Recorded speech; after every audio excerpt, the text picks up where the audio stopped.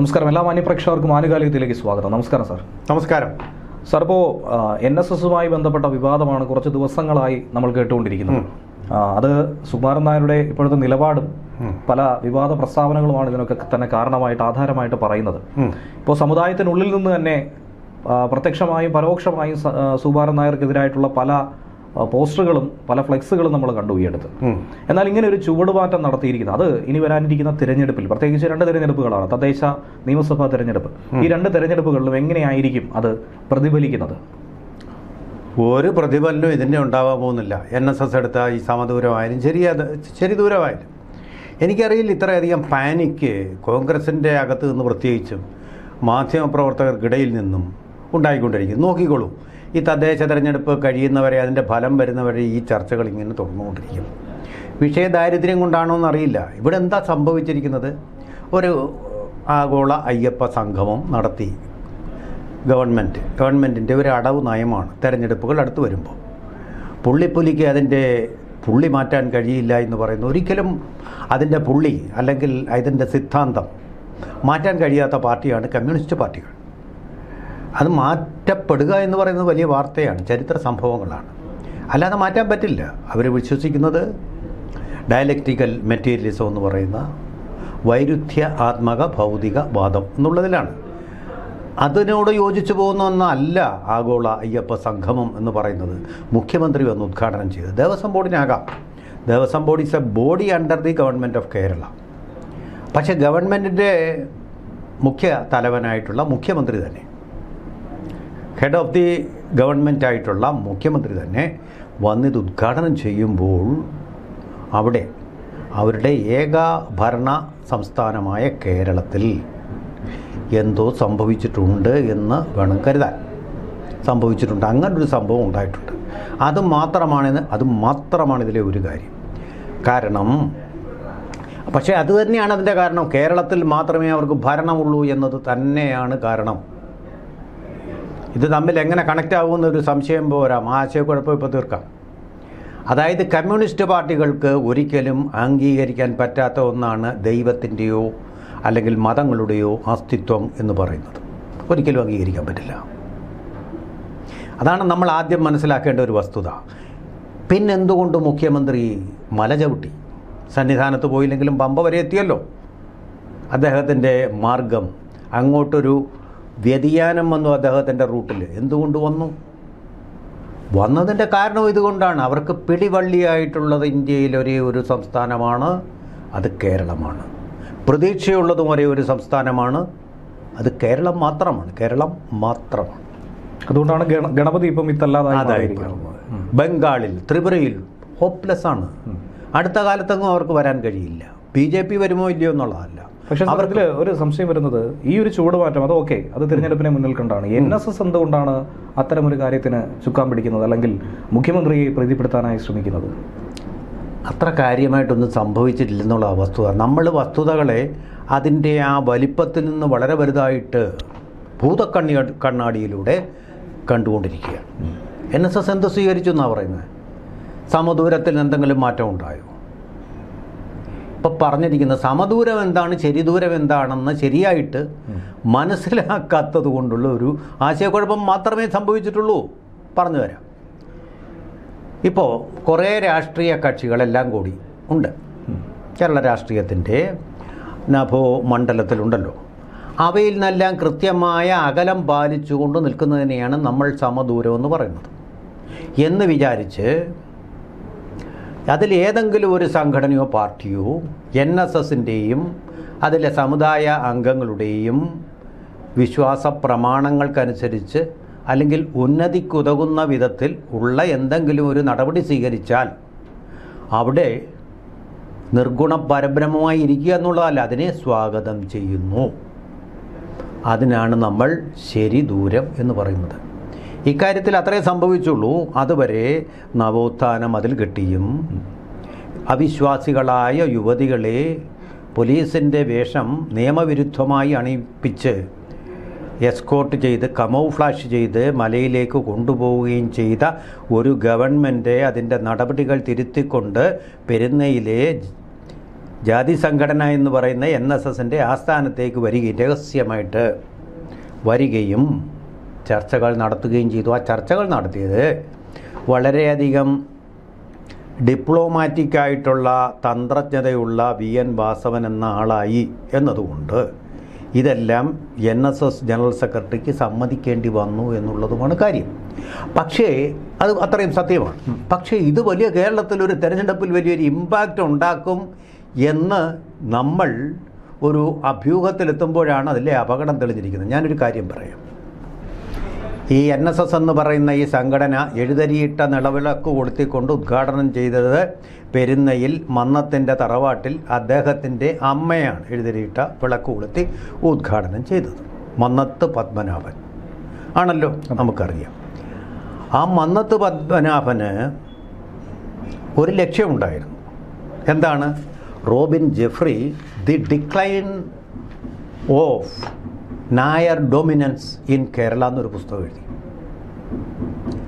ഒരു കാലത്ത് കേരളത്തിൻ്റെ നാടുവാഴി സമ്പ്രദായത്തിൻ്റെ തലപ്പത്ത്, രാജഭരണത്തിൻ്റെ തലപ്പത്ത് കാര്യങ്ങൾ തീരുമാനിക്കുന്ന വളരെയധികം സ്വാധീനമുണ്ടായിരുന്ന ഒരു അധികാര വൃന്ദമായിരുന്ന ഒരു സമുദായം എങ്ങനെ തകർന്നു തരിപ്പണമായി എന്നുള്ളതാണ് ആ പുസ്തകത്തിൽ പറഞ്ഞിരിക്കുന്നത്. അത് 1849 മുതൽ 1908 വരെയുള്ള ചരിത്രമാണ്. അവരുടെ ഒരു സൗവർണ കാലമായിരുന്നു അതിനു മുമ്പുണ്ടായിരുന്നത്. തകർന്നു തരിപ്പണമായി എന്ന് മാത്രമല്ല, നാലുകെട്ടും വേലിക്കെട്ടും കേസുകെട്ടുകളും തിരണ്ട് കല്യാണം പോലുള്ള അനാചാരങ്ങളും അമ്പലങ്ങളിലെ കെട്ടുകാഴ്ചകളും കാരണം വ്യവഹാരങ്ങൾ, അതാണ് കേസുകെട്ടുകൾ എന്ന് പറയുന്നത്, നശിച്ചു നാറാണക്കല്ലായിപ്പോയി. പട്ടിണിയിലും അതുപോലെ പരിവട്ടത്തിലുമായിട്ടൊരു സമുദായത്തിൻ്റെ ഉദ്ധാരണത്തിന് വേണ്ടിയിട്ട് വിദ്യാഭ്യാസ സ്ഥാപനങ്ങൾ, വ്യവസായശാലകൾ, മന്നം ഷുഗർ മില്ല് പോലുള്ളവ ഒക്കെ പടുത്തുയർത്തിക്കൊണ്ട് അവർക്ക് തൊഴിലും വിദ്യാഭ്യാസവും നൽകുക എന്നുള്ള ലക്ഷ്യത്തോടു കൂടി അതുപോലെ കുറേ വിജയിച്ചു. കേരളത്തിലെമ്പാടും കോളേജുകൾ, സ്കൂളുകൾ. അപ്പോൾ അതും ഒരു സുവർണകാലമായിരുന്നു. പക്ഷേ ഈ മന്നത്ത് പത്മനാഭൻ തന്നെയാണ് ഇടതുപക്ഷ ഗവൺമെൻറ്റിനെ, കമ്മ്യൂണിസ്റ്റ് ലോകത്തിൽ ബാലറ്റിലൂടെ ആദ്യം അധികാരത്തിൽ വന്ന ഗവൺമെൻറ്റിനെ അധികാരത്തിൽ നിന്ന് പുറത്താക്കാൻ വേണ്ടിയിട്ട് സർവ്വ സമുദായങ്ങളുടെയും, ക്രിസ്ത്യാനികൾ ഉൾപ്പെടെയുള്ള എല്ലാ വിഭാഗങ്ങളുടെയും സമരം നയിച്ചുകൊണ്ട് വിമോചന സമരം നടത്തി ഗവൺമെൻറ്റിനെ അതിൻ്റെ തേരാളിയാക്കി പുറത്താക്കിയത്. അങ്ങനെയാണ് അദ്ദേഹത്തിന് മന്നം കേസരി എന്ന് പേര് വന്നത്. കേസരി മന്നത്ത് പത്മനാഭൻ എന്ന് പേര് വന്നു, അറിയാം. എന്നിട്ട് ഈ കേസരി എന്നുള്ള വാക്കെടുത്താണ് അദ്ദേഹത്തെ ശ്ലാഘിച്ചത് പമ്പയിൽ നടന്ന അയ്യപ്പ സംഗമത്തിൽ. ചരിത്രം പഠിക്കാതെയുള്ള കമ്മ്യൂണിസ്റ്റുകാരൻ്റെ വർത്തമാനത്തിൻ്റെ ദുരന്തമാണ് അവിടെ കണ്ടത്, ചരിത്രം പഠിക്കാതെ ഉള്ളത്. അതുപോലെ തന്നെ ഈ മന്നത്ത് പത്മനാഭൻ തന്നെയാണ് RSS നേതാക്കളായിട്ടുള്ള ദീൻ ദയാൽ ഉപാധ്യായ ഉൾപ്പെടെ ഖഡ്ഗേവാർ എന്ന് പറയുന്ന അതിൻ്റെ പടം കണ്ടാൽ പോലും കമ്മ്യൂണിസ്റ്റുകാർ ഭയന്നോടുന്ന അദ്ദേഹത്തെ പോലെ സ്വാതന്ത്ര്യ സമര സേനാനിയുമായിരുന്നു, ഭഗത് സിംഗിനെ സഹായിച്ച ആളുമായിരുന്നു. പക്ഷേ അദ്ദേഹം ബ്രിട്ടീഷുകാരോട് കൂട്ടുകൂടിയെന്നാണ് ഇപ്പോഴത്തെ വ്യാഖ്യാനവും. അത് പൊയ്ക്കോട്ടെ, വിവരദോഷമെന്നേ പറയാനുള്ളൂ. അവരെപ്പോലുള്ള ആൾക്കാരെ കേരളത്തിലേക്ക് കൊണ്ടുവന്നു. എന്തുകൊണ്ട് കൊണ്ടുവന്നു? അദ്ദേഹത്തിൻ്റെ ക്ലാസ് ഇൻട്രസ്റ്റ് എന്ന് പറഞ്ഞൊരു സാധനമുണ്ട്. ആ ക്ലാസ് ഇൻട്രസ്റ്റ് അങ്ങനെയായിരുന്നു, കമ്മ്യൂണിസ്റ്റ് വിരുദ്ധമായിരുന്നു. മലയാള മനോരമ പത്രത്തിൻ്റെ ഇതും അങ്ങനെയായിരുന്നു. കമ്മ്യൂണിസ്റ്റുകാരെങ്ങാനോ അധികാരത്തിൽ വന്നാൽ ഞങ്ങൾ കൂട്ടത്തോടെ ആത്മഹത്യ ചെയ്യുമെന്ന് പറഞ്ഞു കണ്ടത്തിൽ വർഗീസ് മാപ്പിളയുടെ കുടുംബം. അതെന്താണ്? അവർക്ക് വിരോധമുണ്ടായിട്ടല്ല, ക്ലാസ് ഇൻട്രസ്റ്റിനെതിരാണ് അവർ ഇങ്ങനൊന്ന് വരുന്നത്, വലിയ വിപത്താണെന്ന് കരുതി. ആ വിപത്തിനെ ഒഴിവാക്കാനാണ് മന്നം നയിച്ചത്. ആ വിമോചന ജാഥയെ നെഹ്റുവാണത് പുറത്താക്കി. കാരണം അവിടെ കോൺഗ്രസിൻ്റെയും ഈ NSSൻ്റെയും താല്പര്യങ്ങൾ ഒന്നായിട്ട് വരുന്നു. അതിനെയാണ് നമ്മൾ ക്ലാസ് ഇൻട്രസ്റ്റ് എന്ന് പറയുന്നത്. ആ ക്ലാസ് ഇൻട്രസ്റ്റുമായിട്ട് ഒരിക്കലും വിശ്വാസം കൊണ്ടും വിത്തം കൊണ്ടും അടുക്കാൻ പറ്റുന്ന ഒരു പ്രസ്ഥാനമല്ല NSS എന്ന് പറയുന്നത്. നാച്ചുറൽ അരിയല്ല. ഈ ഒരു കാര്യം മനസ്സിലാക്കിയാൽ മതി. കോൺഗ്രസ്സുകാർക്ക് സമാധാനമായിട്ട് കിടന്നുറങ്ങാം. അതിന് പകരം ഇതിനെ ഒരു വലിയ വിഷയമാക്കിക്കൊണ്ട് രാഷ്ട്രീയമായിട്ട് നമുക്ക് വിശകലനം ചെയ്യാം. ആരൊക്കെ പോകുന്നു? PJ കുര്യൻ പോകുന്നു, പിന്നാലെ തിരുവഞ്ചൂർ രാധാകൃഷ്ണൻ പോകുന്നു, കൊടിക്കുന്നിൽ സുരേഷ് പോകുന്നു. അന്തമറ്റ ജനവിഭാഗങ്ങളെല്ലാം ഇങ്ങനെ എന്തോ വലിയൊരു ദുരന്തം സംഭവിച്ച പോലെ പോകുന്നത്. അതാണ് ഒരു കോൺഗ്രസ് ഒരു പാനിക് ബട്ടൺ അമർത്തുന്ന കാര്യം. എന്താ? സമദൂരത്തിൽ തന്നെ ഉറച്ചു നിൽക്കുക. പക്ഷേ അതുകൊണ്ട് കോൺഗ്രസ് സന്തോഷിക്കാതിരിക്കാൻ കാര്യം. അപ്പോൾ ഇങ്ങനെയുള്ള ആശയക്കുഴപ്പം ഉണ്ടായ സ്ഥിതിയിൽ ഞാനൊരു സർവേ നടത്തി നോക്കുമ്പോൾ അറിഞ്ഞിരിക്കേണ്ട ഒരു കാര്യമെന്ന് പറയുന്നത്, കേരളത്തിലുള്ളത് 5300 കരയോഗങ്ങളാണ്. 5300 കരയോഗങ്ങൾ. ഈ കരയോഗങ്ങളിലെല്ലാം കൂടെ എത്ര മെമ്പർമാരാണെന്നുള്ളത് ഒരു കണക്കെടുപ്പും സർവേ ഇതുവരെ നടന്നിട്ടില്ല. ഒന്ന് പറയുന്നത് 40,000 പേരെന്ന്, അത് തെറ്റാണ്. കാരണം ഒരു കരയോഗത്തിൽ 10 പേരല്ല ഉള്ളത്. സാധാരണ ഒരു കരയോഗത്തിൽ 10-40 പേര്, 50 പേര് കാണും. അങ്ങനെ വെച്ച് നോക്കുമ്പോൾ ഒരു 1,00,000 പേരോളം കാണും. ഈ 1,00,000 പേരാണെങ്കിൽ അതിൽ 2,000 പേരുടെ സർവേ, അതൊരു നല്ല സാമ്പിളാണ്. 1,00,000 പേരിലെ 2,000 എന്ന് പറയുന്നത്. ആ സാമ്പിളിൽ ഞാൻ ഡിജിറ്റലായിട്ടോ ഡയറക്റ്റായിട്ടോ കോണ്ടാക്റ്റ് ചെയ്തതിൽ സത്യം, ദൈവം സത്യമായിട്ടും അയ്യപ്പൻ സത്യമായിട്ടും പറയുക, ഞാൻ കോണ്ടാക്റ്റ് ചെയ്ത ആൾക്കാരിൽ 99% ആൾക്കാരും, 100-നോടടുക്കുന്ന ഒരു 99% ആൾക്കാരും ആഗോള അയ്യപ്പ സംഗമത്തിൽ NSSൻ്റെ പ്രതിനിധി പങ്കെടുത്തതിനെ ചോദ്യം ചെയ്യുകയാണ്, എതിർക്കുകയാണ്, പ്രതിഷേധിക്കുകയാണ്. ആരോട് ചോദിച്ചുകൊണ്ടാണ് ഇത് ചെയ്തത്? ശരിയായ നടപടിയല്ല. ശരിയായ നടപടിയല്ല. നമുക്കൊരിക്കലും യോജിക്കാൻ കഴിയാത്ത ഒന്നാണിത്. ഇത് തന്നെയാണ് പറയുന്നത്. ഇനി അവരിങ്ങനെയൊക്കെ ഇപ്പോൾ പറയും, അത് കഴിഞ്ഞ് എപ്പോഴാണ് ഇവർ ഇത് മാറ്റുന്നത് എന്ന് മാത്രമല്ല, കമ്മ്യൂണിസ്റ്റുകാരോട് ആ ഒരു സംഭവത്തോടു കൂടി, അറിയാമല്ലോ സംഭവം എന്താണ്, ആ ഒരു സംഭവത്തോടു കൂടി വലിയൊരു വിരോധം, വലിയൊരു എന്താ പറയുന്നത്, അതിൻ്റേതായിട്ടുള്ള വിശ്വാസ തകർച്ച ഈ സമുദായത്തിലുണ്ടായിട്ടുണ്ട്. ഇവരെ വിശ്വസിക്കാൻ കൂടില്ല. ആ തകർച്ച വന്നു കഴിഞ്ഞാൽ അത് വലിയ പ്രശ്നം, ട്രസ്റ്റ് ഡെഫിസിറ്റ് എന്ന് ഇംഗ്ലീഷിൽ പറയും. അത് വന്നു കഴിഞ്ഞാൽ പിന്നെ അത് നികത്താൻ വലിയ പാടാണ്. ഈ നാടകങ്ങൾ കൊണ്ടോ പ്രഹസനങ്ങൾ കൊണ്ടോ കഴിയുകയില്ല എന്നുള്ളതാണ്. എന്ന് മാത്രമല്ല, ഇപ്പോൾ വലിയൊരു വിശ്വാസ തകർച്ച വീണ്ടും ഉണ്ടായിരിക്കുന്നു. അവിടെ ആ പാളികൾ, അതായത് ദിക്പാലകന്മാരുടെ ആ പാളികളിൽ അവിടെ വലിയ തോതിൽ വെട്ടിപ്പും കള്ളത്തരവും നടന്നിരിക്കുന്നു, തോന്നിയാസവും നടന്നിരിക്കുന്നു. ശബരിമലയുടെ സ്വത്ത് വെഞ്ഞാറമ്മൂട്ടിലെ ഒരു കുടുംബത്തിൽ നിന്ന് എടുക്കേണ്ടി വന്നു. 4.12 കിലോ, 2.8 കിലോ, പവനല്ല കിലോ. സ്വർണത്തിൻ്റെ വില ഇപ്പോഴാണ് 1,00,000-ഓളം പോയിക്കൊണ്ടിരിക്കുക പവന്. അപ്പോൾ ഇത്ര കിലോ സ്വർണത്തിൻ്റെ വില എത്ര കോടികളാണ്? അയ്യപ്പ സംഗമത്തിന് മുടക്കിയ 9 കോടി രൂപയേക്കാളും എത്രയോ കൂടുതലാണ് ഇതിനു വേണ്ടി വന്ന ചിലവ്. ഇതിൻ്റെ ഒരു മൂല്യം, അതിന് 30 രൂപയുള്ളത് ഇങ്ങനെ ഒരു രജിസ്റ്റർ പോലും വാങ്ങിച്ചു വെച്ചിട്ടില്ല. ഇതിൻ്റെ ഒരു കണക്കുമില്ല. 2019 അവിടെ ഒരു ആൽക്കമിയും നടന്നു. അതായത് അവിടെ എടുത്തുകൊണ്ടുപോയ സ്വർണം തിരിച്ച് അവിടേക്ക് കൊണ്ടുവന്നത് ചെമ്പായിട്ടാണ്. ആൽക്കമി എന്ന് നമ്മൾ പറയുന്നത് ചെമ്പിനെ സ്വർണ്ണമാക്കി മാറ്റുന്ന പ്രക്രിയയാണ്. ഇവിടെ സ്വർണത്തെ ചെമ്പാക്കി മാറ്റുന്ന ആൽക്കമി നടന്നിരിക്കുന്നു. കൊള്ള, വഞ്ചന, കള്ളത്തരം, അഴിമതിയെല്ലാം ഇതിൻ്റെ പിന്നിലുണ്ട്. ജി സുധാകരൻ തന്നെ, മുമ്പ് കമ്മ്യൂണിസ്റ്റ് പാർട്ടിയുടെ തന്നെ ദേവസ്വം മന്ത്രിയായിരുന്ന ജി സുധാകരൻ പറഞ്ഞിരിക്കുകയാണ്, ഇങ്ങനെയൊക്കെ ഇവിടുന്ന് നഷ്ടപ്പെടുമ്പോൾ ദേവസ്വത്തിൻ്റെ രാഷ്ട്രീയ ഭരണാധികാരികൾ കൂടി അത് അറിഞ്ഞിരിക്കണം എന്ന് പറഞ്ഞാൽ ഡയറക്റ്റായിട്ട് VN വാസവനിട്ടൊരു കൊട്ടാണത്. അവരറിഞ്ഞിരിക്കണം ഇത്. ഞാൻ രാഷ്ട്രീയമായിട്ടുള്ളൊരു മേലധികാരൻ ക്ഷേത്രങ്ങൾക്ക് മേൽ സ്ഥാപിച്ചത് കൊണ്ടാണ് ഒരൊറ്റ വിഗ്രഹം പോലും ഇളക്കി കൊണ്ടുപോകാൻ കഴിയാതിരുന്നത്. അല്ലെങ്കിൽ ഇതിന് തയ്യാറായിട്ട് ആൾക്കാർ നിൽക്കുകയാണെന്നാണ് പറയുന്നത്. ജി സുധാകരൻ ഏതാണ്ട് 4 വർഷത്തോളം ദേവസ്വം ബോർഡ് ഭരിച്ച മന്ത്രിയാണ് പറയുന്നത്. ഇതൊക്കെ പറയുമ്പോൾ NSSൻ്റെ പ്രവർത്തകരുടെയും വിശ്വാസതയ്ക്ക് ഒരു ഗ്യാപ്പ് വരുന്നില്ലേ അവിടെ? ഒരു ട്രസ്റ്റ് ഡെഫിസിറ്റ് വരുന്നില്ലേ അവിടെ? അത് തന്നെയാണ് സംഭവിച്ചു കൊണ്ടിരിക്കുന്നത്. NSS കരയോഗാംഗങ്ങളിൽ ഭൂരിപക്ഷം പേരും എടുത്തിരിക്കുന്ന ഇപ്പോഴത്തെ നിലപാടെന്ന് പറയുന്നത് ഞെട്ടിപ്പിക്കുന്നതാണ്. കോൺഗ്രസ്, അത് ഞാൻ എൻ്റെ സർവേ വിശ്വസിക്കേണ്ട, 99% BJPക്ക് അനുകൂലമായിട്ടുള്ള നിലപാടാണ് എടുത്തിരിക്കുന്നത്, കേന്ദ്രത്തിന് അനുകൂലമായിട്ടുള്ള നിലപാടാണ് എടുത്തിരിക്കുന്നത്. അതായത് BJP വരണം, എന്നാലേ ഈ കാര്യങ്ങളൊക്കെ ശരിയാവും. തിരുവനന്തപുരത്തും അത് തന്നെയാണ്. BJP വന്നാൽ അവർക്കൊരു വിശ്വാസമുണ്ട്. ഇപ്പം ചെയ്തു എന്നല്ല, പക്ഷെ ചെയ്യും. BJP വന്നാൽ വിശ്വസിക്കാമെന്നൊരു വിശ്വാസം. ഞാൻ ഇത് നോക്കിക്കോളൂ. കോൺഗ്രസ്സുകാരിപ്പോൾ അവരുടെ ഡിജിറ്റൽ സംവിധാനമുണ്ടല്ലോ, സൈബർ സെല്ലുകളുണ്ടല്ലോ. ഈ 1,00,000 പേരുടെ സർവേ, അവർക്ക് ഇപ്പം ഇന്ത്യയിലുള്ള വോട്ടേഴ്സ് ലിസ്റ്റ് മുഴുവൻ എടുത്ത് പരിശോധിക്കാമെങ്കിൽ ഇത് വലിയ അനായാസമായിട്ട് ചെയ്യാവുന്ന കാര്യമാണ്. നിങ്ങൾ ഈ NSS ആസ്ഥാനത്തേക്ക് ഘോഷയാത്ര അല്ലെങ്കിൽ തീർത്ഥയാത്ര പോകേണ്ട കാര്യമില്ല. കാര്യയോഗാംഗങ്ങളുടെ പൾസ് അറിയൂ. അവിടെയാണ് നിങ്ങൾ പ്രവർത്തിക്കേണ്ടത്. അവരെ BJPയിൽ നിന്ന് പഴയതുപോലെ നേരത്തെ കോൺഗ്രസ്സുകാരായിരുന്നു.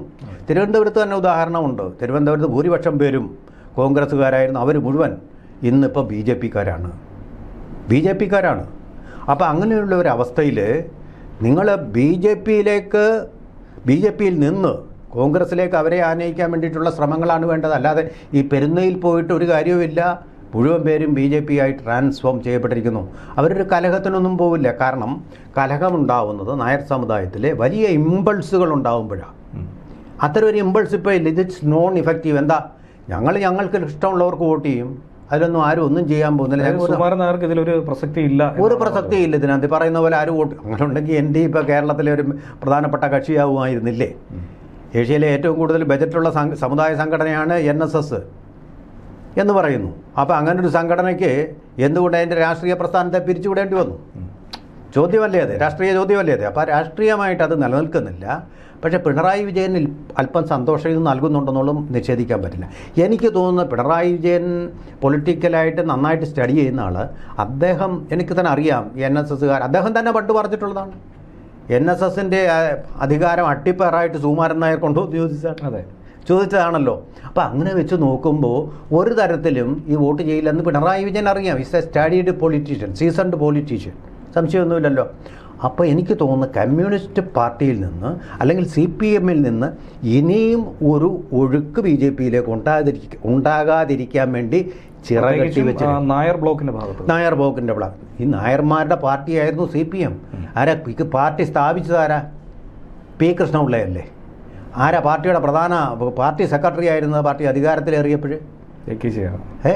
അല്ലല്ല, M.N. ഗോവിന്ദൻ നായർ. AKG ആരാ? നായർ തന്നെയാണ്. പിന്നെ ഇതിലെ മന്ത്രിമാർ ഭൂരിപക്ഷവും ആരാ ഇല്ലാത്ത ഇപ്പോഴും ഉള്ളത് ഈ പ്രധാനപ്പെട്ട നേതാക്കന്മാരെല്ലാം അവർ തന്നെയല്ലേ? EMS നമ്പൂതിരിപ്പാട് മാത്രമേ ഉള്ളൂ വ്യത്യാസമുള്ള ആൾ.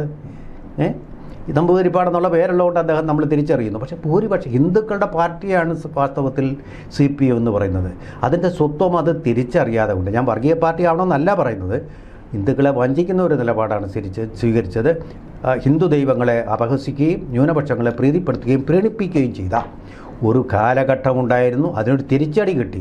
ആ തിരിച്ചടി തിരിക്കാനുള്ള തിരുത്തലുകളാണ് അവർ നടത്തിക്കൊണ്ടിരുന്നത്. നേരിട്ട ചോദ്യത്തിലേക്ക് വരികയാണെന്നുണ്ടെങ്കിൽ ഒരു കാര്യം കൂടെ പറയണം ആദ്യം തന്നെ, എന്ന് പറഞ്ഞാൽ അങ്ങനെ വരുമ്പോൾ അച്ഛൻ ചോദിക്കേണ്ട ചോദ്യം, ഇതൊരു മതേതര മുന്നണിയാണ്, മതേതരത്വത്തിൻ്റെ സംരക്ഷകരാണെന്ന് വിശ്വസിച്ച് ഇവർക്ക് വോട്ട് ചെയ്യുകയും അവരുടെ പുരോഗമന സ്വഭാവത്തെ അഭിനന്ദിക്കുകയും ചെയ്ത വലിയ പ്രബലമായ സ്വാധീനമുള്ള ഒരു വിഭാഗമുണ്ട്, എഴുത്തുകാരും ബൗദ്ധിക ചിന്തകരുമൊക്കെ. അവരിപ്പോൾ എന്ത് ചെയ്യുന്നു? അവർക്ക് നിരാശയുണ്ടോ എന്നുള്ള ചോദ്യമാണ്. ഉണ്ട് എന്നുള്ളതാണ് ഉത്തരം. അപ്പോൾ അങ്ങനൊരു ആശയക്കുഴപ്പം പാർട്ടിക്കകത്ത് തന്നെ വന്നിട്ടുണ്ട്. എങ്ങോട്ടാണ് അവർ നിശബ്ദരാണിപ്പോൾ. കരയോഗ അംഗങ്ങളെപ്പോലെ അവർ നിശബ്ദരാണ്. എങ്ങോട്ടാണ് പോകുന്നതെന്ന് നോക്കി നിൽക്കുക. അതിനെ ന്യായീകരിക്കാൻ ആരെങ്കിലും വന്നിട്ടുണ്ടോ? MA ബേബി ന്യായീകരിച്ചോ ആഗോള അയ്യപ്പ സംഗമത്തെ? ന്യായീകരിക്കുന്ന കേട്ടോ? ആദിത്യൻ കേട്ടിട്ടുണ്ടോ? കേട്ടില്ല. അതിന് അർത്ഥമുണ്ട്. ആ മൗനത്തിന് വലിയ അർത്ഥമുണ്ട് ആദിത്യൻ. അതിന് ചോദിച്ചോളൂ. ഇനി നമുക്കറിയാം, ജനങ്ങൾക്ക് ഏറ്റവും താല്പര്യമുള്ളൊരു വിഷയം സാർ ഇപ്പോൾ തന്നെ പറഞ്ഞു വെച്ചു, 99% പേരും ഈ ഒരു തീരുമാനത്തിന് എതിരഭിപ്രായം സർവേയിൽ പങ്കുവയ്ക്കുന്നു. അതുപോലെ തന്നെ ഈ തെക്കൻ ജില്ലകളെ സംബന്ധിച്ച് നോക്കുകയാണെങ്കിൽ ഒരു ഭാഗം ആളുകൾ BJPയിലേക്ക് തിരിയുന്നു. ഇതിന് മുൻപേ തന്നെ BJPക്ക് ഭൂരിഭാഗം ആൾക്കാരും. അപ്പോൾ ഇപ്പോൾ ഈ പറയുന്ന 90% വികാരമായി മാറിയിരിക്കുന്നു. ഈ പറയുന്ന 90% ആളുകൾ വരാനിരിക്കുന്ന തദ്ദേശ തെരഞ്ഞെടുപ്പിൽ ഇങ്ങനെ ഒരു കളം മാറ്റി ചവിട്ടൽ നടത്തുകയാണെങ്കിൽ അത് നഷ്ടമുണ്ടാകുന്നത് കോൺഗ്രസിന് മാത്രമല്ല CPM-ന് കൂടിയായിരിക്കും. ഉണ്ടാവും. വളരെ പ്രധാനപ്പെട്ട കാര്യമാണ്. അവർ വിചാരിച്ചിരിക്കുന്ന നേതാക്കന്മാരെ പിടിച്ച് ആ സ്റ്റേജിൽ വെച്ച് കഴിഞ്ഞാൽ ഉടനെ അണികളെല്ലാം കൂടെ സന്തോഷിച്ച് വോട്ട് ചെയ്യും. എങ്ങനൊരു ഒരു ഉപസംഹാരത്തിൽ അവിടെ എത്തിയെന്ന് എനിക്കറിയില്ല. വേറൊരു ഇമ്പാക്റ്റും ഉണ്ടാക്കാൻ പോകുന്നില്ല. കണിശമായിട്ടും ഈ സമുദായ അംഗങ്ങളുടെ വോട്ടുകൾ BJPക്ക് താമര ചിഹ്നത്തിൽ തന്നെ വരും. പണ്ടേ ഇത് പറയുമ്പോൾ ഒരു കാര്യമുണ്ട്, ഈ നമ്മുടെ RSS എന്നൊക്കെ പറഞ്ഞാൽ NSSന് ഒരു അലർജി ഉണ്ടായിരുന്നു. അതൊരു വൃത്തികെട്ട പ്രസ്ഥാനമാണ്, ചാണക സംഘടനയാണ്, സംഘപരിവാർ സംഘടനയാണ്, അത് കൊലപാതകത്തിൽ അഭിനയിക്കുന്നത്. ആ സ്റ്റിഗ്മ ഇപ്പം മാറിക്കഴിഞ്ഞു. 100ാം വാർഷികത്തിൽ പ്രധാനമന്ത്രി നരേന്ദ്രമോദി തന്നെ അവരുടെ നാണയവും സ്റ്റാമ്പും പുറത്തിറക്കിയതോടെയും അദ്ദേഹത്തിൻ്റെ തൊട്ടു മുമ്പ് നടന്ന മൻ കി ബാത്തിലൂടെ RSS എന്ന് പറയുന്നത് എന്താണെന്ന് കൃത്യമായി വെളിപ്പെടുത്തുകയും ചെയ്തതോടെ ആ അബദ്ധധാരണകൾ മാറി. കാരണം ഈ NSSകാർ ഈ RSSനെ അല്ല പിന്തുണയ്ക്കുന്നത്. കാരണം മോദിയുടെ കീഴിൽ നടക്കുന്ന ഭരണം അവർ വളരെ ഇഷ്ടപ്പെടുന്നുണ്ടെന്നുള്ളതാണ്. ഇന്ത്യയുടെ സുരക്ഷയുടെ കാര്യത്തിലായാലും ശരി, ഇന്ത്യയുടെ വികസനത്തിൻ്റെ കാര്യത്തിലായാലും ശരി, അദ്ദേഹം നടത്തുന്ന അഴിമതിയില്ലായ്മയുടെ കാര്യത്തിലായാലും ശരി, എടുക്കുന്ന നിലപാടുകൾ ഇവർക്ക് സ്വീകാര്യമാണ്. സുകുമാരൻ നായർക്ക് സ്വീകാര്യമല്ലെന്ന് അദ്ദേഹം പറയുന്നു. എന്താണ് പിന്നെ സ്ത്രീകൾക്ക് പ്രവേശനം ഇല്ലാതാക്കാൻ ഒരു ബില്ല് കൊണ്ടുവരാത്ത, അങ്ങനെയൊന്നും ബില്ല് കൊണ്ടുവരാൻ പറ്റില്ല. അദ്ദേഹം നിയമം അറിയാവുന്ന ആളാണ് സുകുമാരൻ നായർ. കേരളത്തിൻ്റെ കാര്യങ്ങളിൽ ഇടപെട്ടൊരു ബില്ല് കൊണ്ടുവന്നു കഴിഞ്ഞാൽ എന്തായിരിക്കും? കോഓപ്പറേറ്റീവ് ഫെഡറലിസം തകർത്തു എന്നും പറഞ്ഞ് കേരളം മുഴുവൻ തകർക്കില്ലേ, നിയമസഭ മുഴുവൻ തകർക്കില്ലേ അവർ? അപ്പോൾ അത് ഇത് ഒരു അശ്രദ്ധ സംഭവിച്ചിട്ടുണ്ട് അദ്ദേഹത്തിന് ആ കാര്യത്തിൽ. പിന്നെ ഒരുപാട് ആരോപണങ്ങൾ, ഇങ്ങനെ വ്യക്തിപരമായിട്ടുള്ള കാര്യങ്ങൾ പറഞ്ഞിട്ട് അദ്ദേഹത്തിനെതിരെയും അങ്ങനെയുള്ള വ്യക്തിപരമായ ആരോപണങ്ങളിലേക്കൊന്നും അതിലന്വേഷിക്കാനൊന്നും ഞാൻ തൽപരനല്ല. ഇതൊക്കെ എനിക്ക് തോന്നുന്നു നിരാശാഭരിതരായിട്ടുള്ള ആളുകൾ പറഞ്ഞുണ്ടാക്കുന്നതായിരിക്കും. ആ വ്യക്തിപരമായ വിദ്വേഷം പരത്തുന്ന തരത്തിലുള്ള കാര്യങ്ങൾ പറയുന്നത്. ഇത് ഞാൻ രാഷ്ട്രീയമായിട്ടും ആശയപരമായിട്ടും മാത്രമാണ് ഇതിനെ ഒരു സർവേയിൽ ഉൾപ്പെടുത്തി. വ്യക്തിപരമായ കാര്യങ്ങളെക്കുറിച്ച് ചോദിച്ചതേയില്ല. അത് കാരണം ആ നിലവാരം താഴ്ന്നു പോകാൻ നമ്മൾ ആഗ്രഹിക്കുന്നില്ല. ഇത് 99% ഇങ്ങനെ തന്നെ. എന്ന് മാത്രമല്ല, ചിലരൊക്കെ പറഞ്ഞ വാക്കുകൾ അമർഷം പുകഞ്ഞു നിൽക്കുന്നതാണ്. അമർഷം തികഞ്ഞ് അൺപാർലമെൻ്ററി ആയിട്ട് പോലും പോകുന്ന വാക്കുകൾ, പ്രസ്താവനകൾ വന്നിട്ടുണ്ട്. ഇതല്ല എന്നോട് പറഞ്ഞതിലുണ്ട്. അവരുടെ ആ വികാരമാണ് അവർ പ്രകടിപ്പിക്കുന്നത്. എന്നോട് പ്രകടിപ്പിക്കാൻ സ്വാതന്ത്ര്യമുള്ളതുകൊണ്ട്. അപ്പോൾ അങ്ങനെയുള്ള ഈ കാര്യം NSSൻ്റെ നേതൃത്വം ശ്രദ്ധിക്കേണ്ടതാണ്. ഒരു തീരുമാനം എടുക്കുന്നതിന് മുമ്പ്, അല്ലെങ്കിൽ അവരെ പറഞ്ഞ് മനസ്സിലാക്കാൻ. ഒരുപക്ഷേ ഈ സ്ത്രീ പ്രവേശനത്തിന് ശേഷം CPMൻ്റെ കേഡറുകൾ വീടാന്തരം കയറി ഇറങ്ങി പറഞ്ഞതുപോലെ പറയാൻ NSSൻ്റെ നേതൃത്വം ബാധ്യസ്ഥമാണ്. അല്ല അവിടെ കുറേ പേര് കൂടിയിട്ട് എല്ലാവരും ചായയും ഉഴുന്നുവടയും കഴിച്ചിട്ട് ഓക്കെ എല്ലാം പാസ്സാക്കി എന്ന് പറഞ്ഞ് പോയാൽ അത് ജനവികാരമാകുന്നില്ല, അത് ജനവികാരം പ്രതിഫലിപ്പിക്കുന്നില്ല. അത് വലിയൊരു ബ്യൂറോക്രാറ്റിക് അറ്റംപ്റ്റ് മാത്രമേ ആകുന്നുള്ളൂ. തൃണമൂല തലത്തിലുള്ള ആൾക്കാർ, അവരാണ് ഈ പിരിവെല്ലാം കൊടുക്കുന്നത്. ജന്മനക്ഷത്ര പിരിവ് എന്നും പറഞ്ഞ് ഒരുപാട് പിരിവുണ്ട്, വലിയ തുകകൾ ഉണ്ട്. ചിലപ്പോൾ അതിൻ്റെ അടിസ്ഥാനമെന്ന് പറയുന്ന അവർ കൊടുക്കുന്ന പണമാണ്. അല്ലാതെ ഈ കോളേജിലെ ഡൊണേഷനല്ല, അധ്യാപകരെ നിയമിക്കുന്നതിലുള്ളതൊക്കെ വാങ്ങിക്കുന്നുണ്ട്. നമ്മൾ അതിൻ്റെ തലങ്ങളിലേക്ക് പോകുന്നില്ല. അങ്ങനെയാണെങ്കിൽ NSS രജിസ്റ്റർ ചെയ്തിരിക്കുന്നത് നോൺ പ്രോഫിറ്റബിൾ ആക്ട് അനുസരിച്ചാണ്. കമ്പനി ട്രേഡ് അല്ലാത്ത കമ്പനി എന്നുള്ള രീതിയിലാണ് NSS കമ്പനി ആക്ട് പ്രകാരം രജിസ്റ്റർ ചെയ്തിരിക്കുന്നത്. ഇങ്ങനെ പണം വാങ്ങിക്കാൻ പാടില്ല. അത് പക്ഷേ നോക്കുന്നത് കേരളത്തിൻ്റെ രജിസ്ട്രേഷൻ ഡിപ്പാർട്ട്മെൻറ്റാണ്. രജിസ്ട്രേഷൻ ഡിപ്പാർട്ട്മെൻറ്റിന് സംസ്ഥാന ഗവൺമെൻറ് കീഴിലുള്ളത്. വേണമെങ്കിൽ ആ ഒരു വകുപ്പ് വെച്ച് പൂട്ടാൻ പറ്റും. ആ ഒരു ഭയം കൊണ്ടാണ് VN വാസവനെ പറഞ്ഞതെല്ലാം അംഗീകരിച്ചതെന്നും പറയുന്നുണ്ട്. വേർഷൻസാണ്, അതൊക്കെ വേർഷൻസാണ്. സത്യം ആണെന്ന് നമുക്ക് പറയാൻ പറ്റില്ല. ഓരോരോ അത് വ്യാഖ്യാനങ്ങൾ കൊടുക്കും, നെറേറ്റീവ്സാണത് എന്ന് മാത്രമേ നമുക്ക് പറയാൻ പറ്റുള്ളൂ. എന്തായാലും വസ്തുത കരയോഗങ്ങൾ ഇൻടാക്റ്റായിട്ട് BJPയോടെ പോകണം. അതുകൊണ്ട് BJPക്ക് ഇക്കാര്യത്തിൽ ഒരു പാനിക്കുമില്ല. ഒരു BJP നേതാവും അങ്ങോട്ട് പോയില്ലെന്ന് മാത്രമല്ല. പത്മകുമാർ പറഞ്ഞു, പത്മകുമാർ തിരുവനന്തപുരത്തെ BJP നേതാവ് പത്മകുമാർ അദ്ദേഹം പറഞ്ഞു ഫേസ്ബുക്ക് പോസ്റ്റിലാണ്, സുകുമാരൻ നായർ ചെയ്തത് ശരിയായിട്ടുള്ളൊരു കാര്യമാണ് എന്ന് പറഞ്ഞു. അതിനെ ആരും എതിർക്കാനും പോയിട്ടില്ല. അപ്പോൾ BJPക്ക് ഇത് കൊണ്ട് യാതൊരു കുഴപ്പവും ഉണ്ടാകുന്നില്ല, നേട്ടം ഉണ്ടാകുന്നേ. BP കൂടാനിടയായിട്ടുണ്ട്. ആർക്ക്? കോൺഗ്രസിന് BP വളരെ വളരെ കൂടിയിരിക്കുന്നു. അങ്ങനെ ഒരു സംഭവം മാത്രമാണ് ഇതുകൊണ്ടുണ്ടായിരിക്കുന്നത്. ഇൻടാക്റ്റായിട്ട് മുഴുവൻ കരയോഗങ്ങളിലെയും ഭൂരിപക്ഷം ആളുകൾ BJPയുടെ ഒപ്പം തന്നെയാണ്. എന്തായാലും നമ്മൾ 2000 പേരുടെ സർവേ എടുത്തിട്ടുള്ളൂ. അപ്പോൾ ഇനി ഇതിനപ്പുറം ഉണ്ടാകും. കോൺഗ്രസിൽ തന്നെ കുറേ പേരുണ്ടാവാം. എന്തായാലും CPMനെ അനുകൂലിക്കുന്ന ഗണേഷ് കുമാറിനെ പോലുള്ള ആൾക്കാരുമുണ്ട്. അപ്പോൾ ഏത് പാർട്ടിക്കാർക്കും പ്രവേശനമുള്ള ഒരു പാർട്ടിയാണ്. എൻ്റെ അച്ഛൻ കമ്മ്യൂണിസ്റ്റുകാരനായിരുന്നു, NSSൻ്റെ അംഗമായിരുന്നു, പ്രതിനിധി സഭയിലേക്ക് തിരഞ്ഞെടുക്കാൻ പോകുന്ന ആളുമായിരുന്നു. അപ്പോൾ അങ്ങനെയുണ്ട്, പല പാർട്ടിക്കാരും ഉണ്ടാവും. എങ്കിലും ഭൂരിപക്ഷം ഇപ്പോഴും മേൽക്കൈയുള്ളത് ഇപ്പോൾ BJPക്കായിട്ട് മാറിക്കഴിഞ്ഞിട്ടുണ്ട്. അവരാണ് കഴിഞ്ഞ തെരഞ്ഞെടുപ്പിൽ സുരേഷ് ഗോപിയെ ഉൾപ്പെടെ ജയിപ്പിക്കുന്നതിലും പല മണ്ഡലങ്ങളിലും BJPക്ക് ഭൂരിപക്ഷം ഉണ്ടാക്കുന്നതിലും നിർണായകമായിട്ടുള്ള റോൾ വഹിച്ചതും. ആ സ്ഥിതിക്ക് ഇപ്പോഴും ഒരു മാറ്റവും വന്നിട്ടില്ല. സ്റ്റാറ്റസ് കോ തുടരുക തന്നെയാണ്.